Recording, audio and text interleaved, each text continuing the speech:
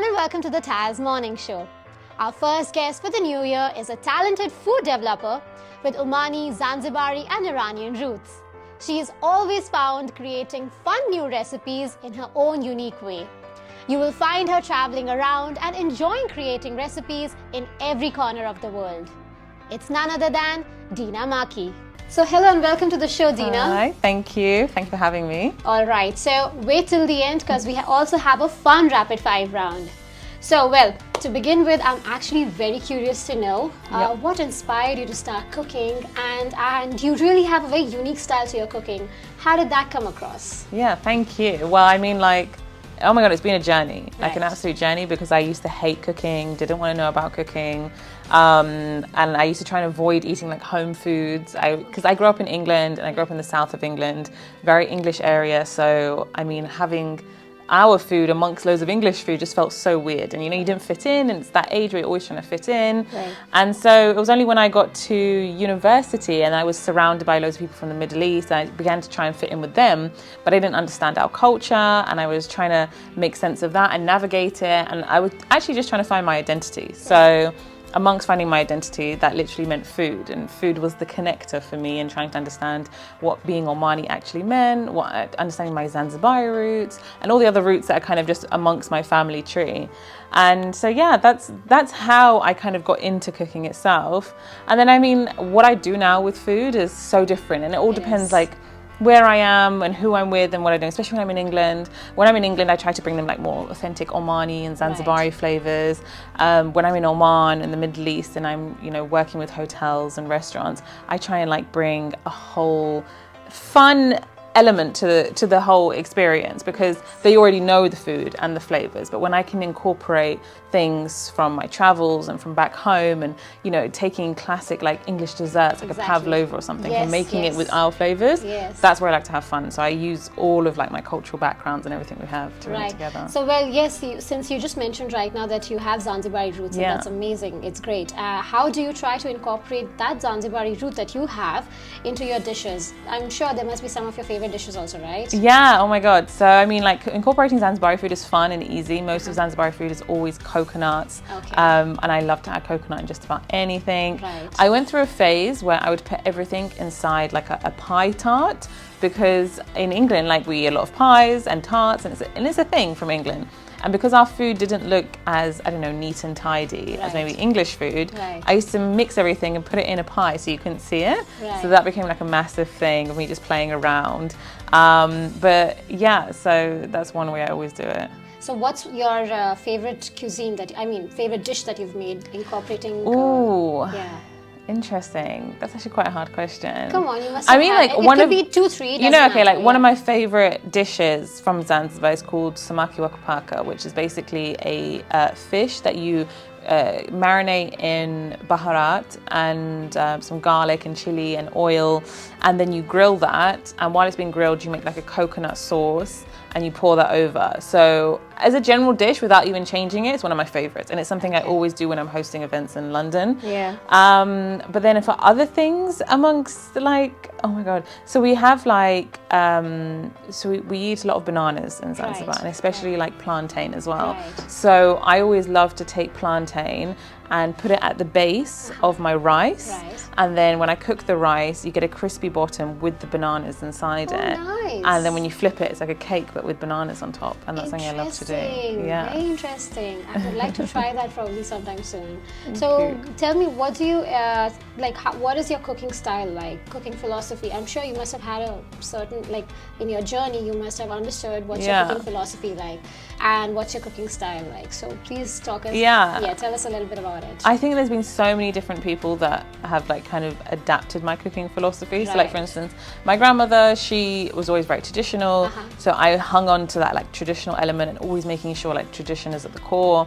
But then my mom, she loves to play and she'll do whatever. And she's one of these people that is just like, have fun, experiment. Because the worst that can happen is it doesn't work. And so she's the one that's always like driven me to be like super creative and bring it out of the box. And so yeah, that definitely comes from her. So I try to mix it up between just have fun, see what happens. Like, we're so used to just saying, oh no, only certain flavors can go together. And I like to make sure, you know, any flavor can go together. You just have to play and see. So I really like to play with food. I'm not a traditionally trained chef, so like really strict philosophies I just don't follow by. I think there's always another way. Right. So what if a dish didn't work out? Do you try to work on it more and get it to the best? Yeah, I mean, I get angry and frustrated when that happens. But sure. you do. Like, you take something, you're like, well, why didn't this go right? You know, and you just go back and back. Like, for ages now, it's so random. I've been trying to take an Omani recipe called rangina, and it's toasted flour with dates underneath. And I've made it into a tart before, but I want to make it into cookies. But for some reason, I just can't get the balance right of the cookie. So I'm constantly going. You're working on it. You're still working. And if it doesn't work, you just turn it into something else. Yeah, I totally agree. So you are also an avid traveler, which we know of. I'm sure after visiting a lot of countries, you must be incorporating different cuisines into your cooking style too. So is there some kind of a dish that you've come up with incorporating all those cuisines? Oh, do you know what? I do, and I try to play a lot. I think that's a hard question to ask because I have always played with things. But anywhere I go, I think one of my favorite countries to take inspiration from is Spain. Lovely. They have like the most diverse cuisine, I feel, in that Mediterranean part. And I think there's just so many, so I always try and, I don't know necessarily if it's dishes, but it could just be ingredients and how they use them. Like, I love a Spanish tortilla, so I try and recreate their version of that with eggs and other ingredients that I'm more familiar with. So it's just like taking small ingredients from somewhere else and adding them in, and then people going, wow, actually, that's so nice, I never would have thought to do that. And So Spain has inspired you. Any other country that has inspired you? Everywhere I go. Spain is a big one. Japan was really interesting. Wow. Yeah, Japan was amazing. Nice. What are some of my favorite places? Oh my god. I have seen Iran also. You've traveled to Iran quite often too, right? Yeah, so I have family from Iran. So basically my family is from Iran. My mother's side, they have some Iranian blood. So I incorporate a lot of Iranian food into our cooking. Iranian, Yeah. So we're all very, very mixed. So I always like Iranian flavors, especially when it comes to their fruits like pomegranates and figs and saffron. Like, that's heavily always in my cooking. I know you're known as a pomegranate girl too, right? You love pomegranates. I'm obsessed with pomegranates. I literally cannot live without them. Need them in everything. Lovely. So tell me a little bit about your new book, which is coming out this year, Bahari. Yeah. We all would really like to know a little bit about it. What came across you to create this book, and what are we expecting in it? Yeah. So Bahari comes out on 1st of February 2024, and I mean, it's literally a book for Oman, for Omanis, and especially the Omanis that have grown up in different countries or different places, and also have very different backgrounds as well, because we have so many different tribes from everywhere. Correct. So Bahari means ocean in Swahili, and Bahari is obviously ocean in Arabic. So that title is really important because it encapsulates what the book is all about. So it's not about seafood. It's about the fact that Omani history has traveled all the way from Oman down to Zanzibar through to India, and the ocean is the connector. So merchants went through the sea. Everyone was kind of involved with Oman, all from the ocean, and how important that is. And because Zanzibar's an island, and I grew up in England, which is technically an island, and Oman is considered an island because the sand side is considered a sand sea. So technically we're just alone, you know? The whole book is literally a celebration of Omani food and all the things that people don't know, because especially when you're in the capital, you think you know what Omani food is, but then when you travel around, and I did so much traveling across Oman, you learn so many other recipes, and then there's Zanzibari recipes in there, and then there's a section which has recipes that are a mix of me and the things I love, and me growing up in the UK and how that's influenced it. Right. So just now, as you mentioned that you've traveled a lot in Oman, is there a particular place in Oman that you've really loved, like the food-wise? Okay, yeah. Because I did recently see that you traveled to Sohar. So I was in Sohar and Shinas, so I did all of the Batana North Coast, having a look at it, and there's such actually Sohar, the family I went to visit in Sohar had some amazing dishes. They cooked me so many fish dishes, and I just fell in love. When I'm in Salalah, I adore the food in Salalah. There's one dish they have called ma'ajeen, and it's like a dried beef that they usually dry out on Eid for a couple of days. And then the lady that made it for me, she made it with a really nice milky spiced curry, which she then put the dried beef back into. I love that. God, my mouth is watering. But then I love Salalah the most because when you're by the sea and you're with people from the coast, their food is so different to the people in the mountains. It is. And so I've experienced both sides, and I love it. So is there any particular region that you really fell in love with in Oman? It has to be cuisine-wise. Cuisine-wise, it probably has to be cuisine-wise, that's hard. I think my two favorite would be dhofar and sur. Yeah, Interesting. yeah. Very Love interesting. them. Lovely. So you have so much of knowledge about food. Would you like to share something, some knowledge and experience of yours, and inspire the budding chefs out there? Budding chefs out Yes. there. I think just have fun. Like, look at other chefs for inspiration. Eat at many restaurants for inspiration. Travel as much as you can. I think that's like crucial.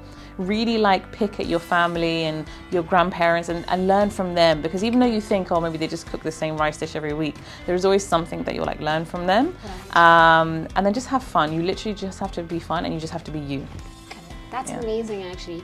So on that note, let's begin our rapid fire round. Are you ready? Yes. So fine. So if you weren't in your current profession, what would you be doing then? I would be working in bilateral relations, so Unique. Very unique. So just working through communications between different countries. Amazing. But still you would be traveling, so that's going to stay with you. Traveling will always stay. Lovely. Okay, so what's an ideal weekend looking like in your life? Oh my God, hectic. Really? I don't have weekends. My weekends all blend into one. It's probably like more recipe testing and more filming recipes. It doesn't stop. And maybe just going out to loads of restaurants as well. Loads of restaurants, okay. Yeah. But if I'm in Oman, it means leaving Muscat and exploring. Nice. Okay, so what's one of the best places that you visited in Oman? Ooh, best Now this places. is not food-wise, this is just in general. I think one of the best places is Salalah. Salalah? Yeah. Once you really explore Salalah, Salalah is one of the best places. Lovely. All right. So what is the best advice someone has ever given to you? Your mentor, your family, anyone? It's actually someone who I don't talk to anymore, and we had an argument. Okay. But I still think about the advice they gave me, and it bugs me that it came from them. Right. But yeah, no hard feelings there. But what did he say? I can't remember the exact phrasing, but he said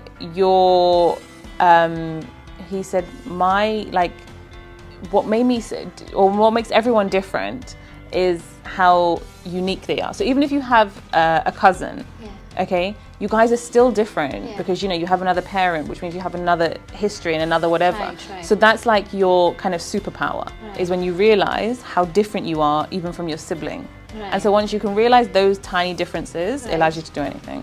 That means everyone is unique in their own way. Literally. Yes. Amazing. Okay. So what's that one thing on your bucket list that you would like to accomplish in this new year?